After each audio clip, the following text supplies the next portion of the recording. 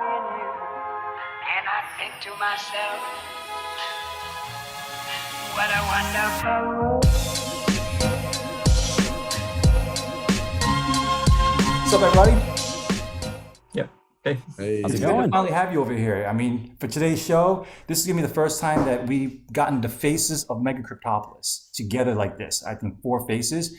You guys are all known, whether it's going to be people from when we started, like Crypto Hustler and I, and then later on we got Baba Yetu, and now a recent newcomer, Pulsar, which I hear that you've been on the game for about 6 months. So we're going to get to you probably last, kind of to share some of your strategies. Then we're going to kind of go clockwise, and we're going to talk. Well, for me, I see you guys as clockwise: Baba Yetu and then Crypto Hustler, right? So I mean, for me, I don't think Baba Yetu needs any introduction, but let me go ahead and do that anyway. So you guys all know him as, Baba Yetu. He has one of the probably the most popular stream going on Twitch regarding Megacryptopolis. And in fact, I was just watching his stream live before he came onto our show. So he not only is he a co-founder of the MCP HQ, which is a tips and tricks for people who are interested in investing or playing these play to earn games. There's a lot of great nuggets that even I myself go on and learn stuff. So I've been getting pretty addicted watching your videos, trying to catch up with all the months I've been missing out. So it's really great to have that.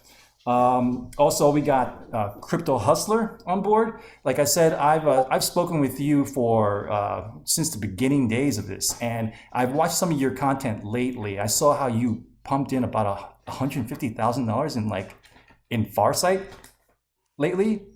Yeah, it's like 180,000. Wow, that's crazy. I'd love to hear that story later on. But you're also a content creator. You create videos on YouTube regarding NFT related crypto hustling type videos. So I'd like to hear a little bit more about that and what made you get into that. And of course, now we have Pulsar. Like I said, I was introduced to him early on because of I was looking for pretty much panelists for this show and to talk about particular strategies that would be good for people who are new and also on a lower budget. So I think there's going to be a lot of great tips from that. So going back to you, we're going to keep it very light because there's 4 of us total on here, and I want to make sure that we get everything exciting, impactful, so that way the community could go ahead and share and enjoy it. So let's go get to it. Let's see, Baba Yetu, how did you get into MCP? What brought you into the game? Blue Chip. Blue is a friend of mine, and he actually introduced me to MCP about maybe a year or so before I actually jumped in. Came across it. He had shared it with me as an opportunity, and I initially kind of said, not for me. And the more I went back and looked at it, the more I really started to love it. It had that feeling of Sim City. There's another game I used to play called Industry Giant 2. It's a supply chain management, economy game. And it really started to appeal to that sense of nostalgia. So I think I started probably at the very, very beginning of 2020 or tail end of 2019. But it's been a great experience so far, and I would not have traded it or changed it for anything else. How many other games are you involved with in the play to earn space? None. I've scouted a whole bunch. I have yet to find anything that gets me as excited, passionate, and motivated as MCP does. I kind of look at everything as an opportunity cost. Me getting involved in another game requires me to split my attention away from MCP, and the game hasn't given me any reason to lose my attention. I really appreciate what a lot of different games are doing. I'm actively looking for games to kind of add to that portfolio. But as far as what's near and dear to my heart, I don't know that I could go into another community and kind of be the same type of person that I've been in the MCP community, because this is such a unique game, unique product, and where it can go. I actually see myself being able to be really kind of mentally and emotionally invested in this game for years to come. It's not a pure financial investment, and I've yet to find another game that allows me to say, you know what, I'll put money in it, but even more than the money I'm adding, I'm ready and prepared to be emotionally invested in this game. Hasn't happened yet. So when it does happen, that'll be my second game. Okay, that's pretty awesome. But besides play to earn games, are you involved with anything else like NFT or like liquidity pools or mining? No, nothing really. I've dabbled in NFTs and lost my fair share of money doing that. I'm really good at losing money. It's actually it's pretty extraordinary. Um, so there's been plenty of tax write-off opportunities. But no, I think outside of MCP, like I've got my day job. Hopefully, not for years to come, but more of, as play to earn takes off, I'm able to kind of make this more of a career and a profession beyond Mhm, just being a hobby. But no, I'm big into, marketing and analytics, mhm. consumer behavior. That's my passion outside of MCP, and I try to bring some of that into the game. I think the more I learn about the space, the more intrigued I become, and the more I can see myself getting involved in stuff beyond just play to earn gaming. But I think, we've talked in the past. It's a little bit of the Wild West, right? And I'm a typically a very risk adverse person, and therefore, me dabbling versus me really kind of putting any energy or financial investment behind something, I have to be really kind of fully understand what it is and knowledgeable. And I just don't feel like I've gotten myself to that place yet where, like, we'll talk to Hustler and Pulsar. They're probably a lot more equipped intellectually to really understand the space. I still consider myself to be like the newest of the new in terms of what this space can be. But blockchain gaming, play to earn gaming, it's the future without a doubt. So Okay. I'll throw everything I have behind being part of this movement. All right, perfect. All right, Crypto Hustler, same question for you. So what got you into this game? So in late 2017, I got into space and NFTs, and it kind of drew me into this virtual space uh, property aspect. And so, kind of the tail end of the bear market here, I started looking at the virtual property, and I saw that they had some intrinsic value. Going with real estate and finite resources aspect. And so I was looking at three projects. Actually, all three of them I've gotten into. That's Decentraland, Megacryptopolis, and Evolution Land. So each of them have their own specialty, and their kind of focal points. So they all kind of reach certain aspects that I was interested in, but definitely Megacryptopolis took off with more of the Really? construction aspect very early on. Really? Uh, so I definitely, so with MCP, I saw, with the early iteration, it was really hard to. It was definitely a dice roll, that's for sure. And they all kind of were in their own ways, of course.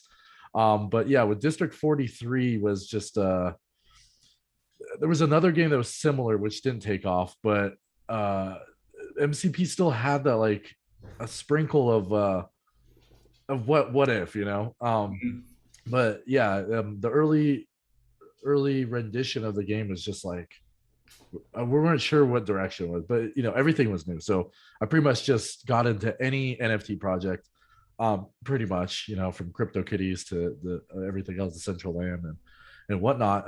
But yeah, MCP stuck. There's some value proposition. Their roadmaps, their vision, just always had me hanging on and wanting more. So I did stuck it out in 2018 with the bear market, and then early 2019, I went and purchased multiple districts. The market was really low.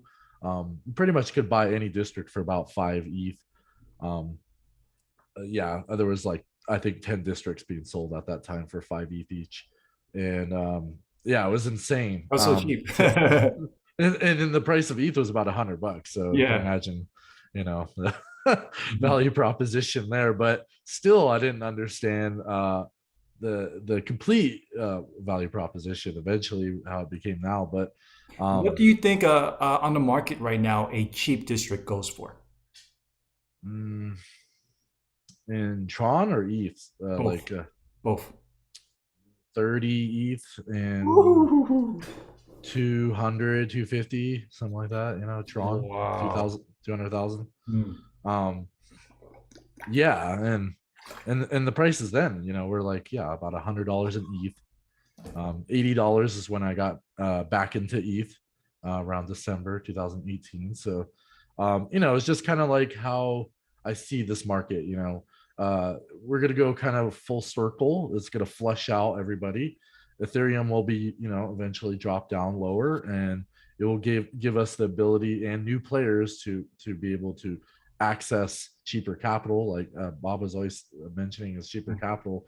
Being able to show value of this play to earn outside of just the crypto sphere, and a lot of people are in this kind of hype kind of bubble aspect, and in play to earn and Megacryptopolis with the virtual property, it has a certain intrinsic value that doesn't have the properties that traditional crypto has, and what it's going to bring more value to when the market is in the bear market.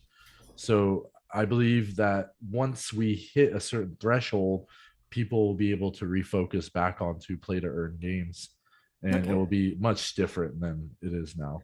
Oh man, I agree with you on that point. Much different than it is now because I feel like we're doing 2D of what play to earn games are. And when that 3D world comes, oh my goodness, I think Mega World, everything is going to just take off. It's going to be a lot more adoption. I think there's going to be a lot of strategies that we need for the people who could afford to play the game or barely can afford to play the game. And that's where we come to Pulsar. Okay, so Pulsar, same question for you. What got you into this game? Well, actually, I started playing like 6 months ago on the Tron side, but I actually started in 2020. I think it was mid 2020 on Ethereum side. So I have on level 2, I think, smelt or something like that. Still have it, but then the gas prices came and damn, I had to pay like $100 or $200 to collect. So that was impossible. And I dropped it. And then I think it was on Twitter or something like that. I saw Baba's, it was a short video about presenting the Dubai district. So I was like, interesting. And then I decided to join the Tron side and start again. And, okay. Dubai. What made you choose the Tron side over the Ethereum side? Well, for me, basically the big factor was the revenue, because I think on the Tron side, for small investments, the revenue is bigger on the Tron side, because on the each side, I think you have to actually think more about, for example, swapping resources on Vault.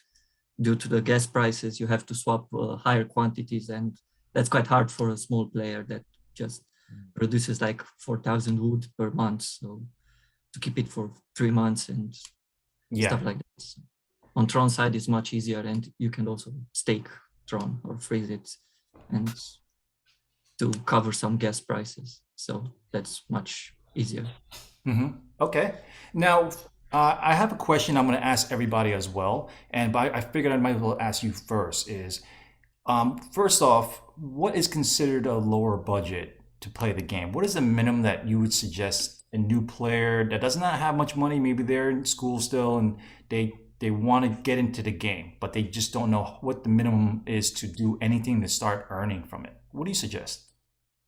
Well, if we take as minimum as having a plot of their own, not renting and just producing something, I think for industrial, it's about 1.5K Tron or something like that. I think that's the bare minimum if they are lucky to get a plot chip. Okay. So you're saying 1.5K Tron? Yes. Is the minimum. Okay. If they are lucky to get a plot for like 600 or 700 Tron, something like that. Okay. And they can build a level 1, and they can also buy a cheaper cheaper citizen. So basically they maybe 2 if they are lucky to find a deal or something like that, and they can start producing some materials and they can sell later. Okay. But so minimum they're going to need 1 to 2 citizens and a plot of land. Yes. And then that's it. What kind of building do you suggest? Industrial?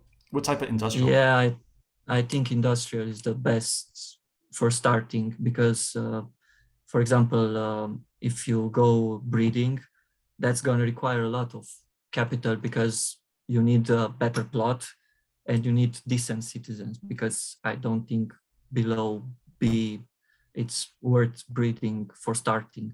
And also you need, I don't know, I think, for example, for industrial, I started breeding recently. I use at least 7 strength and 3 endurance, for example, for parents. So I get about 5 strength and 2 or even 1 endurance. So because if you go below that, then you're not going to be able to sell them.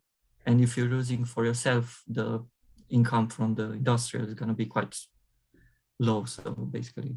Okay. And what type of industrial do you suggest? I believe there's like steel or. I think the smelter or the mixer. I don't think there's so much difference between them. And depending on markets, for example, right now I just produce sand and wood and change it in the vault for metal and stone because it's not quite worth it at the moment. Okay, so say someone has 1.5K Tron and they go with your strategy. What kind of returns are they going to be seeing? Like every new batch that has been minted, what type of ROI are they looking at? For example, I think if they are lucky, if not, I think the investment should go about 2.5K. I think at 2.5K Tron you can find a aftermarket, to say so, after district opening plot, you can get it for 1.5K and have the resources to buy the citizen and materials to build a level 1 industrial. So I had recently a level 1s at 450 IP. It was they made about 80, 90 to 100 Tron per week, per month. That's without that's the profit. Really? Yes. That's the profit. That's the pure net profit after all the expenses. Yeah. Yes, taxes, energy, and water. A month from a 15 to 2,500 Tron. 1.5 to 2.5K Tron investment. Yes. So that's about almost 2 to 3 month return of your initial capital. No, it's 100. I think it's 100 per month. 70 to 100. Oh, 70 to 100. Okay. Yes. No, 700. That's okay. Yeah. That'd be pretty interesting. Okay. Yes. Let's say 100 to make the math more clean. So, but that's going to be some time then. About closer to 2 years. Yes, something like that. Okay. But this is on the current prices of the market and stuff like that. Because I think now the market is quite low, actually. Yeah. I don't know if it's going to drop more, but I think the other gentleman can probably tell you more than I. But from my interview with Jeffy B before, he just says that in the winter is the time to start buying up and holding, and in the summers when you want to sell it, you want to arbitrage that. So, okay, great. Thanks for that. Now back to you, Baba. If we had 1 Ethereum, a new player came in, they had 1 Ethereum. What would you suggest for them to get involved with, and how can they get a better ROI? What's your strategy on that? So I think a lot of that has to do with what it is that they're looking to get out of the game, right? So there's a couple different avenues you can take. You can say I love the game, the concept, and where it's going to go with Megaworld, and therefore I want to be involved, really in the build out of World. And at that point, you're going to take more of an active management approach. You're going to, to Pulsar's point, you're probably going to build an industrial. You're going to build something where you can produce assets that you can then in turn sell or utilize yourself. There's also the passive approach, which is, hey, you know what? I believe in this game, and I think that people are going to continue playing it, and the global and the local funds are going to continue to grow. And actually, in that place, I'm going to build a business center or an office to, as the game adds value, I'm going to extract that value and earn passively. You take either one of those approaches. The office, you're not building anything, you're not creating anything, you're earning money that you can then in turn put back and you can buy other assets, but you're not creating anything. Whereas taking the approach of what Pulsar's talking about with an industrial building, you're producing construction materials that you can then in turn use yourself or sell to other players or swap for Mega. So I think it depends on what it is that brings you into the game and what it is that when you look at the entire economy, you say, this is why I'm excited. So you could say, if you're really excited about the future of Mega, you probably avoid an office to start. You avoid that passive. You start with an industrial building, and the objective is, you know what? I'm actually not trying to earn a ton of ETH right now. I'm just trying to create, for lack of a better, term, a mega mining operation. Because when you're producing assets or materials, essentially what you're doing is you're creating things that you can then swap for Mega. So if you're trying to unlock Mega and accumulate Mega, industrial and production buildings are going to be your best approach. The challenge is, we talked about, Pulsar's talking about industrial as the ideal starting point. I think industrials are a perfect starting point because they're that healthy balance of power with being able to produce materials that you can immediately swap for instant liquidity with Mega, but also not requiring a ton to operate.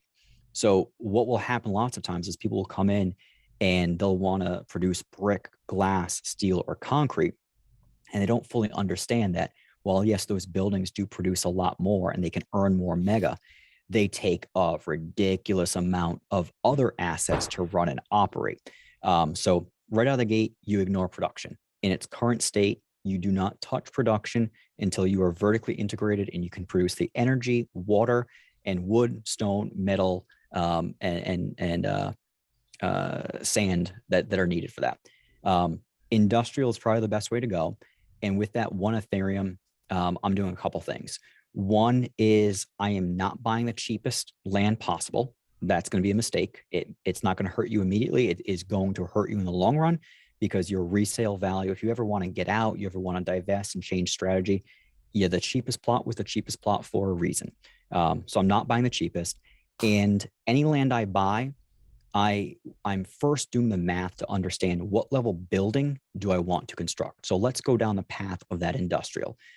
In Pulsar's case, he did the math and he said, I don't want to build anything less than a level 6. I'm aspiring to get to a level 6. And therefore, when Pulsar made his first purchase, he knew a level 6 requires a 1x2 plot. So 2 plots side by side, unobstructed. So if you want a level 6, you're looking for a 1x2. If you want a level 7, you're looking for a 2x2. And with that money, I'm purchasing the land that I need for the building that I want to get to, not the building I'm building initially, but the building I want to get to. The biggest challenge on the Ethereum side, we talked about the fees. There's a lot of stuff that's really exciting about what's coming to the Ethereum side. They're going to roll out rentals on layer 2. The vault is going to be on layer 2. If I'm approaching the Ethereum world right here and right now, I'm waiting for rentals to be on layer 2, and I'm going to rent to get a feel for the game. That one Ethereum can go really, really far with rentals. And at the point where I've worked out and honed my model, I'm then going to use that money to purchase a 2x2 plot of land and build that building. So I would look at that. And I would also, to be honest, I think there's a lot of people that rush in that think that they have to be completely vertically integrated from the beginning. I think a new player, with the way that the market is set and the prices of energy and water, you can actually be successful without needing to produce your own energy and water. But you do need to be mindful that at some point in time, the more you expand, the more you're going to need. And therefore, I'm probably not spending that whole Ethereum all at once. I'm purchasing what I need to get started. And then I've got my rainy day fund, because you're going to need a citizen. A citizen's probably going to cost you a decent one, between 0.05 to 0.08 Ethereum if you want a good one. And then you're going to have to collect your materials. So one Ethereum, I think if you're starting with that on the Ethereum side, you have to understand that you're not getting to a level 7, you're not getting to a level 6 anytime super soon, but you can still set yourself up for success in that.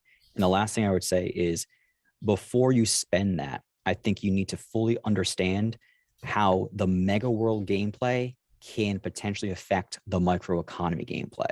So I'm going to gut check. I'm going to say, you know what, today and right here and right now, industrial is a great way to start.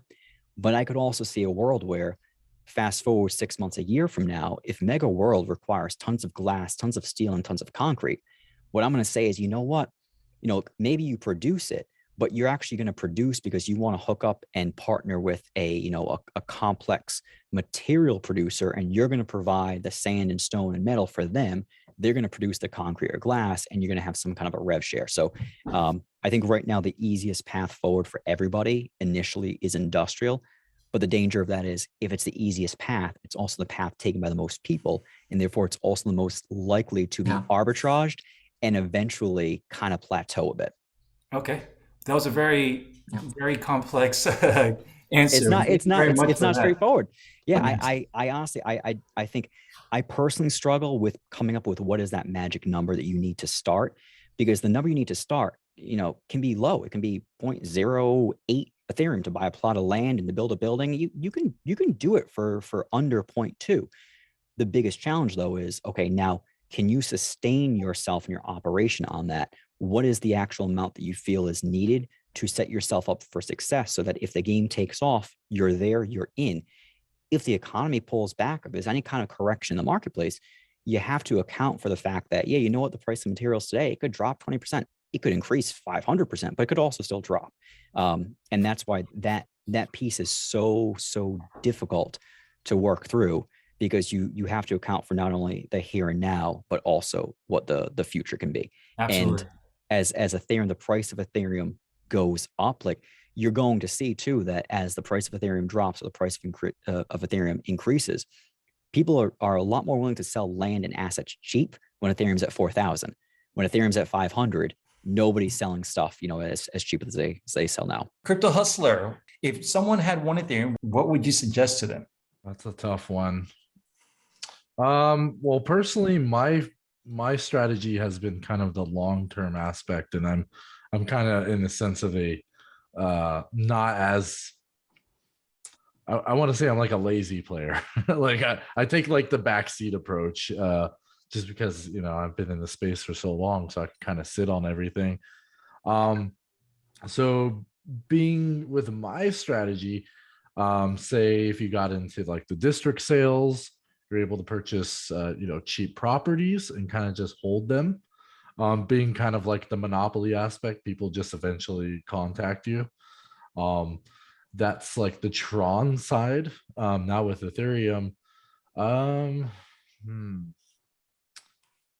yeah, it's really hard to say, just because I've got with the districts and everything so early, and now it's just kind of a passive income forever. Yeah, I kind of want to probably add, just not necessarily add, but kind of an agreement with Baba and mentioning like industrial building, or like sand and production, not necessarily production, but producing sand and like metal. I think that would probably be the best approach, just because it's easier to get into. Yeah, I'm not the best to ask for the strategy aspect, because I just have like a really long term approach to things. Okay, I get it. Actually, when I was looking through the Discord chat, there was a section that I actually want to keep this open for all you guys to answer. You have, I think it's, is it Crypto Hustler Corporation? Is that you? Yeah, I just randomly added it. Okay. Yeah, I haven't done anything with it though. Okay. Now, I believe in a video that you shared with me, Baba, you mentioned something about citizen breeding and scholarships. And I was wondering if there was that type of corporation model that is being used. Is it within the game, the corporation model, or is it outside that you actually have to create like an LLC and then you own the NFTs in the LLC, which you can also then provide a percentage to the people who are your interns/scholars? So right now, MCP built a corporation entity or function into the game. So the cool thing is that you have the ability to incorporate. I mean, it's not a legal entity by any means, but within the game, it actually is an asset, because you can transfer the corporation from one wallet to the other. So it is an underlying NFT. But what the corporation, I think, does now versus what it's going to do in the future, two very different things. They rolled out the corporation as probably something that was a little bit ahead of its time. But what it allows you to do right now is to collaborate and partner with other office owners to kind of to pool your resources and create some form of like revenue share arrangement. Unfortunately, it's not one of those things where right now you can add like an industrial building. You can only add office buildings to the corporation. So you can't share materials. But in theory, in the future, it's an entity that could enable some really, really robust and extreme collaboration between players, and could be a perfect place for like a smaller player to come in and be part of a larger organization and potentially kind of accelerate their progress. The notion of like breeding and scholars and all that stuff, I think what excites me about that is like when you think about the need for residentials and citizens right now, one of the biggest challenges are like many things, they're overproduced. And as we start to think about what Megaworld means to the broader economy and ecosystem, if you have free-to-play players coming in and they're playing the game, they have to be playing the game as a character. And what we know to be true, or what we believe to be true, is that the character they're going to be playing as is going to be one of the citizens that we've bred in the microeconomy. So as you come in, if you start breeding citizens, right here and now, there are fewer use cases. And to Pulsar's point, you really have to breed like really good citizens if you're going to sell them consistently. But as we start to get closer and closer to world and understand more about what that scholarship model could look like, it's actually possible for somebody to come in and breed lower level citizens, and they will have a use case because somebody's going to be looking for an avatar that they can customize, that they can use and leverage. And once that happens, what I'm personally hoping for is that corporation entity within the game actually becomes a way for you to employ free-to-play players and to manage all of the inputs and the outputs, the revenue, the materials, rentals, and all that stuff. So it tells me they've got the perfect infrastructure set up to enable that. It's out there right now without, I don't think there's a real firm use case for it besides you can assign your offices and they collect for you automatically. You don't lose any collection periods, and you don't have to worry about spending water or energy to collect from it. So right now it's kind of purely a play for the passive income player. But in the future, I'm sure they're going to do a lot of stuff to make that a much larger component of the game. Okay, great. Well, hey, Crypto Hustler, I was kind of thinking you might say something like, well, invest in me. Invest in my fund. Yeah, I mean, the thing is, I'm not sure what my strategy is depending on the world upgrade. That really will change and pivot myself depending on what aspects do I need to make it enticing for people to build in my districts, or shall I just take over my district to become my own city? Because in the world, it's going to be, it's not necessary to have anyone building my city if that's the case, because I could also just have nightlife. I could have, a stadium, entertainment. I could have whatever, some type of red light district, and kind of something I could build out. But also, it really plays on the community aspect. Like, I do want people to build in my districts, and I think it is fundamentally important for maybe the smaller players to do missions and whatnot. And I don't want to be the only one contributing to my district, but I have not incentivized anybody necessarily. I've have, like I was saying, the long-term aspect of building out my districts, and I still want to build it out like by my grid. I have like a electrical grid and water sources I want to build up. So it really depends on the world upgrade. But yeah, anyone's of course accepted to build in my districts, but I haven't really seems like things are focused. getting shaken up real fast once this new upgrade comes, and so many strategies Right. that used to work will probably change again. So everyone's on their toes, just waiting for those updates and looking for the arbitrage strategy for it. Yeah, it's definitely going to play a huge impact with the world upgrade as well as the market in general. So being able to have that cheap capital to access for newer players, and with Ethereum wise, because I'm on Ethereum when it comes to my districts, Tron, of course, we're not sure which direction that will go because it's such a cheap token. It could still hold up in both BTC value and dollar value, being that it's been kind of held back. in comparison to the market. So being with like resources and how NFTs play in general, they tend to go up higher in that token's price or maintain that token price rather than being diminished based on the market value. So they tend to do better in the bear market for token price rather than like USD value. So you might be able to have to put up more capital in the sense of tokens, but dollar cost will be less. So I've seen that with citizens mostly. So okay. And Pulsar, same question for you. You have a friend who has 1 Ethereum worth of Tron. What would you suggest? Well, since it's quite a higher capital, I guess all the sectors are open now, except municipal, which are pointless, basically.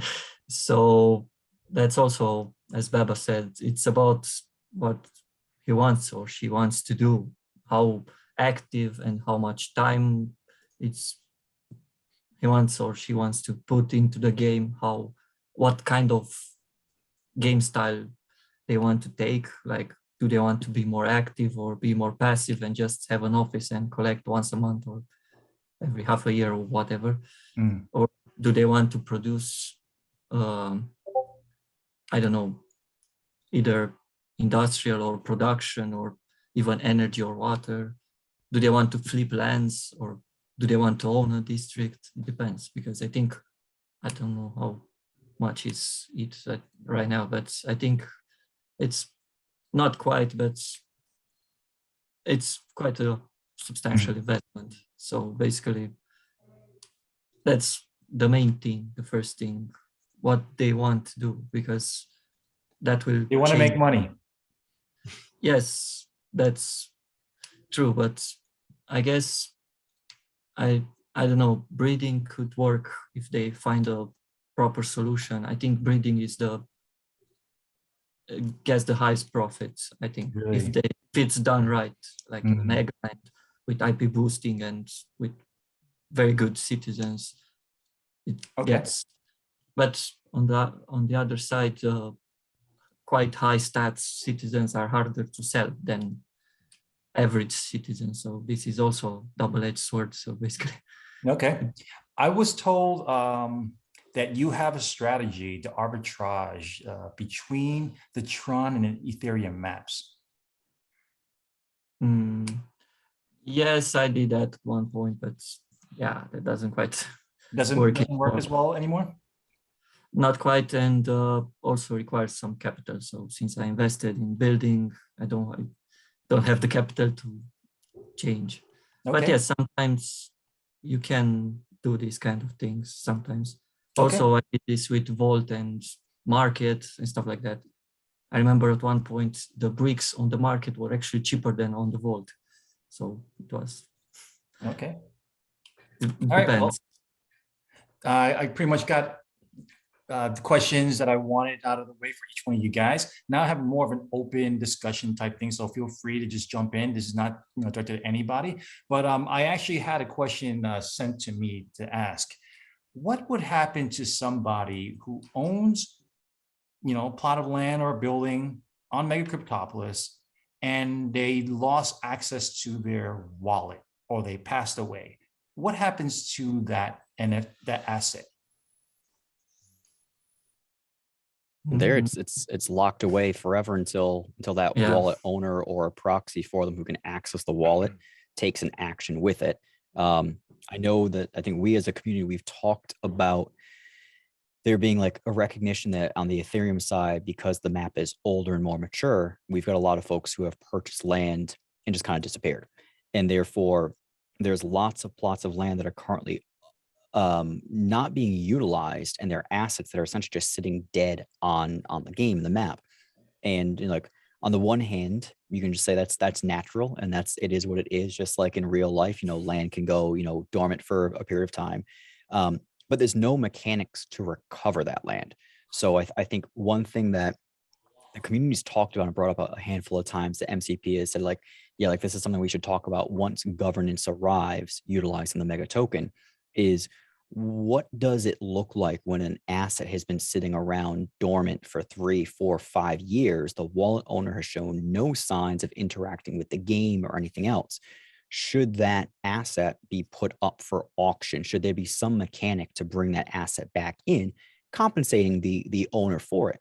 But nothing's been solidified, and it's a tough one, right? Because there is no black and white. There's a lot of gray there, both from an ethical perspective as well as just like the mechanics of the game. How far do you want to go to do what is best for the game versus what's best for your land and your asset owners? That person that's been absent for 3 or 4 years, they might not have passed away. They might still be alive and well. And like Hustler says, they're a long-term holder. They're saying, you know what, I'm buying this land. I'm sitting on it for 10 years. I'm going to give it to my kid. And therefore, we shouldn't be touching that land. But there are other cases where clearly, like, if you look around, the wallet is in use or anything like that. There are entire districts right now that are sitting in the wallets of people that aren't playing the game. And that's not good for the people who have invested and bought land in that district. It does also beg the question, though, like there is an element of Darwinism in play here, which is when you go and you buy that cheapest plot of land and it's in that dead district, you should do so understanding that if you don't know who that owner is and you can't contact them, guess what? Like this is something that can happen. So I think we all just have to, as the space matures more, we're going to start to make more informed decisions, having gone through these types of things and made these mistakes in the past.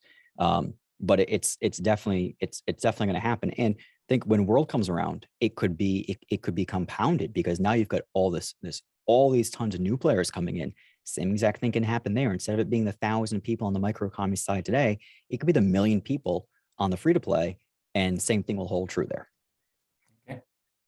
You know what? I actually forgot to ask Pulsar, are you involved with anything else like Bitcoin mining, NFT projects? No, I did traded like I think last year or something like that. Traded for a while, and I was mining in the early days, and I sold I think 13 or 14 bitcoins for like $14 or something like that back really in the early. Really early. So, yeah. Yay. Back then it was like about $1 or something. I know it was a big fuss that the Bitcoin passed to the dollar mark, and yeah, I sold some, but yeah, that's Okay. it. So do you guys have any questions amongst each other? Yeah, I think so. I actually have questions for both of you. Pulse, as far as like you've really come into the community, and I think I've seen something in you that I don't see very frequently with new players. And I think it's something that's important that we call out, because you've been successful, not because anybody's handed you anything, but because you've done the work. You've taken the time to understand the game. You've done your research, you've done your math. What would that one thing be, whether you're somebody that's going to come and play on the Tron side, or the Ethereum side, forget about the map, but the game itself? What is your checklist? Like maybe your top 2, 3 things that you'd say every new player needs to stop and think about this. What would that be for you? Well, I think the best way would be to just explain my strategy, how I started and everything. Because basically, I think the first thing is the budget, how much you have and how much you want to invest monthly or every half a year or whatever the period. So based on that, depending on the budget and the short-term budget, to say so, some sectors will be off limit because they're either not profitable or they're just not good enough as others. So starting from that, I was willing to play long-term. I wanted a passive income and play long-term, not just take like a short-term investment for a year, 2 or 5, whatever. So I started researching about the sectors, what's the cheapest, what's the best revenue, and I decided to go on industrial. Then based on that, I also started to see how much they cost actually. So based on my budget and the available info, I decided to go with level 6 because that's back then level 7 was out of my short-term budget, and I didn't see it fit to just buy 4 plots of land, and maybe in 5 years I would be able to do it. Meanwhile, things changed, but basically still the same. And I started building the level 6, level 5, and now starting the second smelter. And then I found the opportunity with the other mixers, so I took the opportunity, sacrificed the short-term gain, which was to build a second smelter, versus securing those 2 plots of land, which were quite cheap comparing to today's 10K plots around. So yes.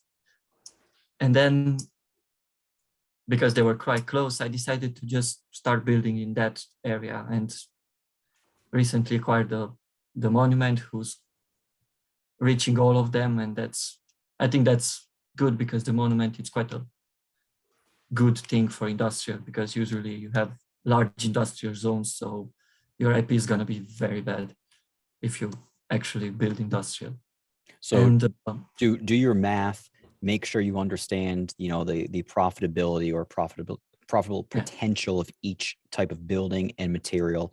And then also what you said that really kind of resonated with me, that I think is important, is it's very easy to go and grab, especially in the Tron sector, because Tron's so much different than Ethereum, right? There's new districts opening up. You can buy a plot of land as cheap as 200, 300 Tron during these openings. And so there's a very real opportunity on the Tron side to buy land and flip it on almost a monthly basis. It's a viable strategy. It happens all the time. But for you talk about, you constructed you got plans to kind of create your own little site. And you could go out and buy other plots of land cheaper and build in other districts and other parts of the map, but you lose that economy of scale and the synergy of being able to build around yourself, where when you buy land, you get a portion of that back yourself. You're able to build a monument which boosts all your buildings in that area. Whereas if you're spread out in 5, 6 different districts, you can't build one thing that's going to help all of those things. Whereas by staying kind of centralized and close, it actually allows you to, one action can impact more than one part of your operation. And therefore you don't have to buy and build 3, 4 different monuments to boost your building. You just do one. And I think that's important, because the allure of going and buying cheap land and spreading yourself out is quite real. And there's value in it, but there's also a trade-off. And I think you highlighted the trade-off really, really well, which is, I could have this cheap, but then I'm going to have to go and replicate all these other things in these other districts. I think that's important. Hustler on, oh, sorry. Yeah, go for it. Yeah. Also, I think one important point for new players would be to set up like a checklist or a goals. Like, not only I want to get there. Okay, I want to get there, but also which are the steps to get there. So try to put it like in a order and somehow achieve one step after the other, because that's very important. And order of operations, right? Yeah. There are these 8 things that you want to do, but there actually is a very, very important and critical order for you to go about doing them, because taking step 3 before step 2 is going to hurt you in the near term, possibly long term. Yeah, for sure. Hustler, you've amassed quite the land empire on both the Ethereum and the Tron side. And I think one thing you were talking about as we were talking about our strategies and our approaches to the game, you are very clearly playing the longer game. And therefore I'm curious about, you continue to double down both on land and assets, both in good times and in bad. And I have a feeling that you're looking at not just the existing game, but also Megaworld and what it can be. Can you tell us a little bit about, like, why are you so excited about Megaworld, and how your strategy sets you up for success if Megaworld is as successful as we all think that it can and will be?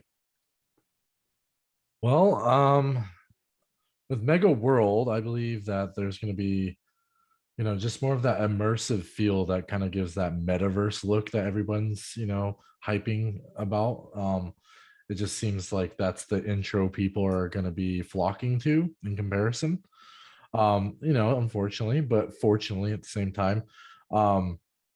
But also allows for more of like I call it the nano economy, where missions and stuff like that, even like a second layer option for players to access. So it gives it more of like that Axie kind of aspect, but also we've been slowly progressing to get to that point. So it's not just going to be a huge influx in comparison, but also a good gradual influx.